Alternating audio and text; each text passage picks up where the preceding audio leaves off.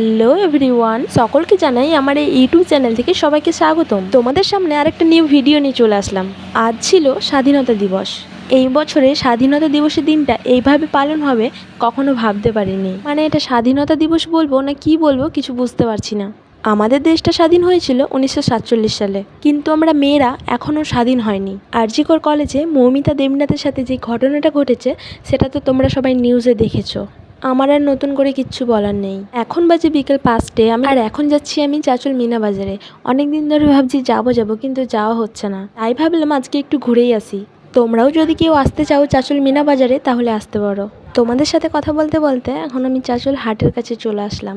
আজকে কিন্তু প্রচুর গরম করেছে, এই গরমে আমরা ঘুরতে বেরিয়েছি। আজকে মিনা বাজারে কিন্তু প্রচুর ভিড় হয়েছে, তোমরা সব ভিডিওতে দেখতেই পাবে। ফাইনালি আমরা চাঁচল স্ট্যান্ডে পৌঁছে গেছি। তো চলো আমরা এখন হেঁটে হেঁটে মিনা বাজারে যাব। বাস স্ট্যান্ডে মনে হচ্ছে এতটা ফাঁকা ফাঁকা, মানে কোনো লোকজন নেই মনে হচ্ছে, কিন্তু কিছুটা দূর এগিয়ে দেখি এতটা জ্যাম ছিল যে কি বলবো, রাস্তায় এপার ওপর হওয়া যাচ্ছিল না। এই ভিডিওটাতে সবাই লাইক কমেন্ট অ্যান্ড শেয়ার করে দিও। আর এই ভিডিওটা যদি তোমাদের ভালো লেগে থাকে তাহলে অবশ্যই একটা সাবস্ক্রাইব করে দিও। এরকম আমার নতুন নতুন ভিডিও পেতে তোমরা সবাই আমার পাশে থেকো। কে কে আছো আমার মতো যে ঘুরতে প্রচুর ভালোবাসো? যদি কেউ থেকে থাকো তাহলে অবশ্যই একটা কমেন্ট করে দিও। দেখো আমরা মিনা বাজারের সামনে চলে এসেছি। এখন দেখতে পাচ্ছ রাস্তার মধ্যে কতটা ভিড়। মিনা বাজারে ঢুকেই তো সবার ফার্স্টে আগে আমি চাউমিন খেয়ে নিলাম আর ফুচকা খেয়ে নিলাম। ওইগুলো আর ভিডিওতে নিতে পারিনি, কারণ এমনিতেই প্রচুর গরম আর অনেক লোকজন ছিল।